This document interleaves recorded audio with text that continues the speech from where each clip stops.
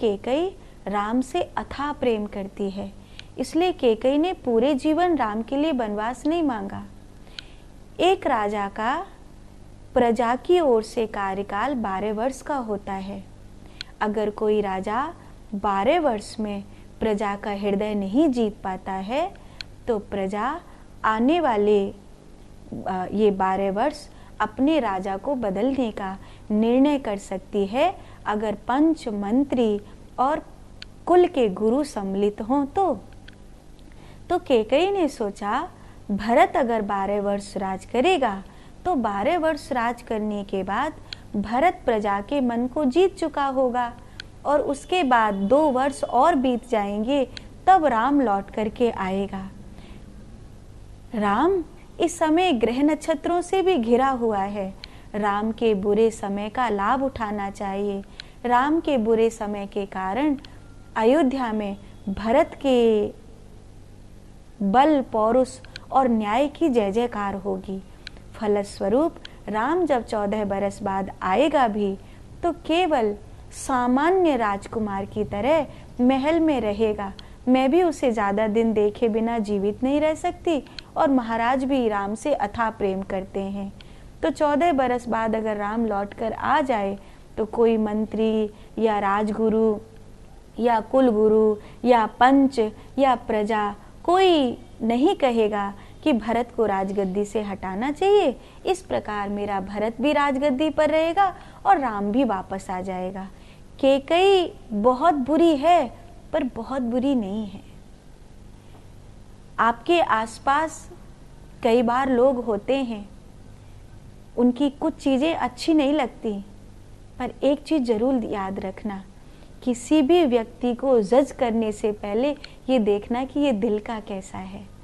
आज भले इसने जो किया, लेकिन क्या ये दिल का इतना ही बुरा है? अगर ये दिल का इतना बुरा नहीं है तो उसको जज करने से पहले ये सोच लेना कि क्या मैं इसे क्षमा कर सकता हूँ, और उस समय उसकी भूल के लिए उसे क्षमा करना, क्योंकि वो दिल का बुरा नहीं है। हो जाती हैं गलतियाँ, हो जाते हैं बहुत सारे अपराध, लेकिन वो हृदय से ऐसा नहीं है। इसलिए राम जी ने केकई को क्षमा कर दिया। क्यों? क्योंकि केकई दिल की बुरी नहीं है। केकई इतनी भी बुरी नहीं है, बहुत बुरी है। इतनी बुरी है कि आज उसने इतना बड़ा षड्यंत्र रच दिया। वो एक ऐसे व्यक्ति के बहकावे में आ गई जो निहायत ही बुरा है, लेकिन फिर भी उसका दिल मैला नहीं है। इसीलिए शायद राम जी ने उसको क्षमा कर दिया। अगर तुम एक साधक हो तो मेरे साधक भाई बहन हमेशा कहूंगी, राम जैसा दिल रखो। कोई बहुत बुरा करे, कोई बहुत बुरा करे तो उसको तब क्षमा कर देना अगर ये पता चल जाए कि वो दिल का बुरा नहीं है। हाँ, कोई बहुत अच्छा करता हो, पर अगर आपको ये पता है कि दिल का बहुत गंदा इंसान है, ये चरित्र का अच्छा नहीं, ये व्यक्ति अच्छा नहीं है, तो वो तुम्हारे साथ अच्छा व्यवहार करता हो तो भी उसे अपने साथ मत रखना, क्योंकि ये व्यक्ति अच्छा नहीं है। आज अच्छा किया है या बुरा किया है वो मायने नहीं रखता, व्यक्ति अच्छा है या बुरा है ये मायने रखता है। ये साधक के लिए पहचानना बहुत ज़रूरी है। इसलिए कई बार वो व्यक्ति जो हमारे सामने बहुत अच्छा है, ये पहचानना ज़रूरी है, क्या ये सचमुच अच्छा है?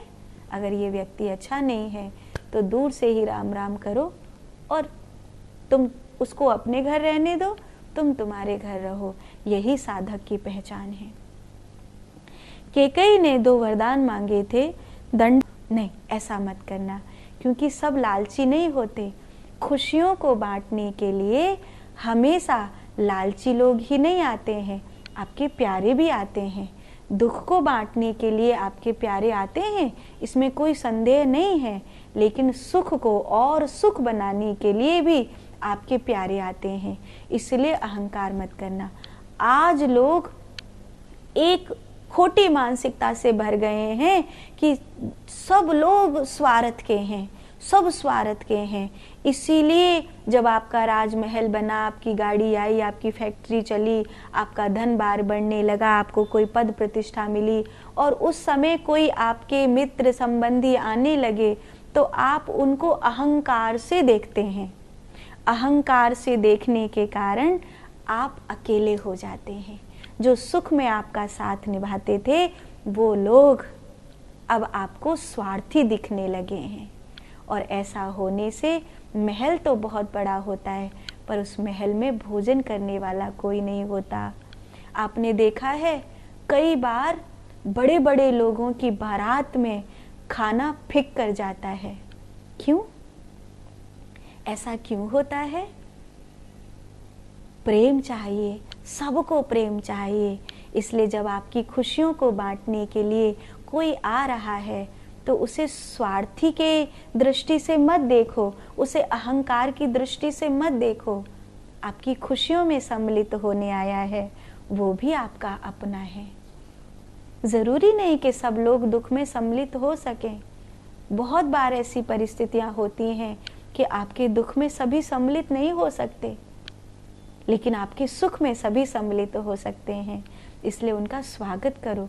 ये मत सोचो कि जब मैं दुख पा रहा था तब तो आए नहीं और आज सब कुछ अच्छा हो गया, आज आ गए हो। ऐसा नहीं।